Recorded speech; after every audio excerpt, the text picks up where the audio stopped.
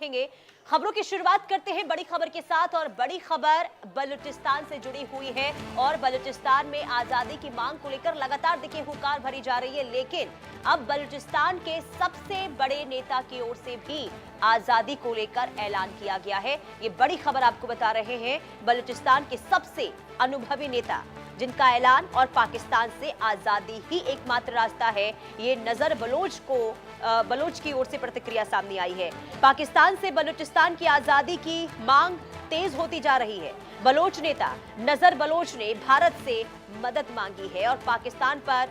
दमन के आरोप दोहराए हैं। तो बलूचिस्तान एक बार फिर सुर्खियों में है और पाकिस्तान के सबसे बड़े लेकिन सबसे कम आबादी वाले प्रांत से आवाज जो उठ रही है वो इस्लामाबाद की चिंता जरूर बढ़ा रही है। और अब बीएलएफ के प्रमुख अल्लाह नजर बलोच ने भारत से समर्थन की अपील की है और पाकिस्तान के खिलाफ कई गंभीर आरोप लगाए हैं। अल्लाह नजर का ये कहना है कि बलूचिस्तान के लोगों को दशकों से राजनीतिक, आर्थिक और सामाजिक अधिकारों से वंचित रखा गया और उनका यह भी दावा है कि बलोच जनता अपने संसाधनों पर अधिकार और सम्मानजनक जीवन की मांग कर रही है, लेकिन इसके जवाब में उन्हें दमन और सैन्य कार्रवाई का सामना ही करना पड़ रहा है।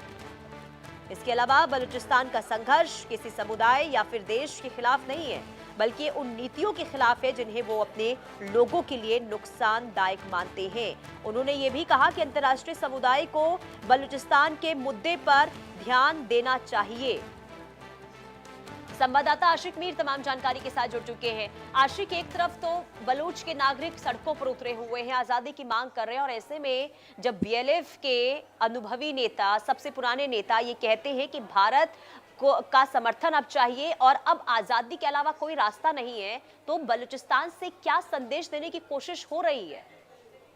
देखिए पुनीता, बिल्कुल जिस प्रकार के हालात बलूचिस्तान में बने हुए हैं, वहां पर लोग सड़कों पर है और लगातार पाकिस्तान को कहीं ना कहीं कोस रहे हैं। जिस तरह के हालात वहां पर पाकिस्तान की सेना ने बनाए हैं और अब जिस तरह से अल्लाह नजर बलूच, जो कि बलूचिस्तान के लोकप्रिय लीडर है और बीएलएफ के एक जाने मानी हस्ती है, और इनकी तरफ से अब भारत से अपील की गई है कि भारत जो है वो बलूचिस्तान को आज़ाद करने में मदद करे। और जिस तरह वहां पर अब बार बार इल्जाम लगते आ रहे हैं कि किस तरह वहां पर जो चाइनीज कंपनीज है उनको वहां पर नेचुरल रिसोर्सेज लूटने के लिए इजाजत जो है पाकिस्तान दे रहा है, चाहे हम सीपैक के जरिए बात करें या कई सारी ऐसी विदेशी कंपनी है, उनको बलूचिस्तान के नेचुरल रिसोर्सेज को लूटने के लिए जो है अब पाकिस्तान की सरकार जो है मदद कर रही है। सबसे बड़ी बात यहाँ पर यह है कि यहाँ पर बलूचिस्तान में बेरोजगारी काफी ज्यादा हद तक बढ़ चुकी है, लोगों के ऊपर कदगने लगाई जा रही है और जो भी इस पर आवाज उठा रहा है उसको दबाया जा रहा है। और ये आज ही नहीं बल्कि बीते कई सालों से हो रहा है और वजह यही है कि बलूचिस्तान के लोगों ने अब ठान ली है कि वो पाकिस्तान से आज़ादी हासिल करके ही रहेंगे। और हमने देखा बीते कुछ दिन पहले जिस तरह से आज़ादी का दिन 11 अगस्त को बलूचिस्तान के लोगों ने मनाया और उस समय भी पाकिस्तान के कई सारे झंडे जो है वो उतार कर बलूचिस्तान के लोगों ने खुद के झंडे वहां पर फहराए। और इससे बड़ा सबूत क्या हो सकता है जब वहां पर सेना जो पाकिस्तान की होती है वो कई एक इलाकों से जाने के लिए कतरा रही है, क्योंकि बीएलए का दबदबा जो है काफी ज्यादा बढ़ गया है। बीएलए की तरफ से जो कार्रवाइयां की जा रही है उसमें भी पाकिस्तानी सैनिकों को काफी ज्यादा नुकसान जो है अभी तक उठाना पड़ा। और वजह यही है कि एक एक करके तमाम तर बलूच लीडर जो है अब इंटरनेशनल कम्युनिटीज को ये कह रहे हैं कि वो बलूचिस्तान की आजादी के लिए जो है सामने आ जाए। जी पुनीता।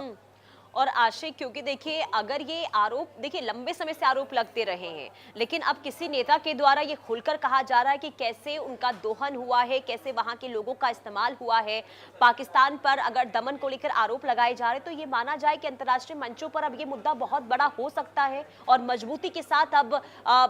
बलूचिस्तान को लेकर आवाज भी बुलंद हो सकती है।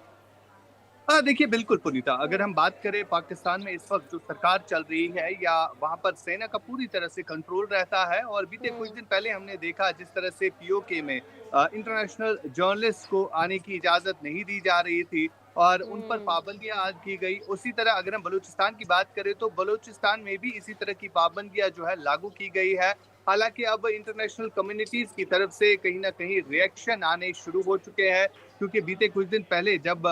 कई सारे ऐसे इंसिडेंट्स बलूचिस्तान हो या खैबर पख्तूनख्वा हो या पीओके हो, वो हाईलाइट होते हुए नजर आए। उसके बाद जो है इंटरनेशनल कमिटीज भी इस पर जो है बात करने लगी है और बलूचिस्तान के जितने भी लीडर्स हैं उनमें से कुछ एक जो है जो विदेशों में बैठे हैं, जो वहां से जो है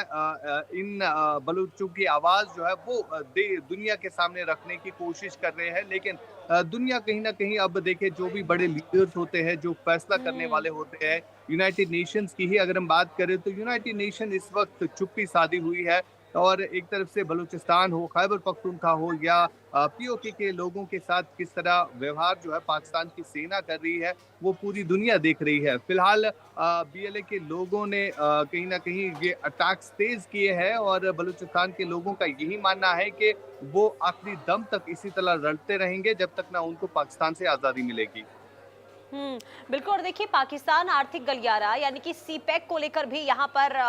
क्योंकि ये जो सीपैक है वो पूरा इसी इलाके से, इसी क्षेत्र से गुजरता है और अगर लंबे समय से इसी तरीके से विद्रोह चलता रहा तो इसका असर किस तरीके से सीपैक पर पड़ता हुआ नजर आएगा?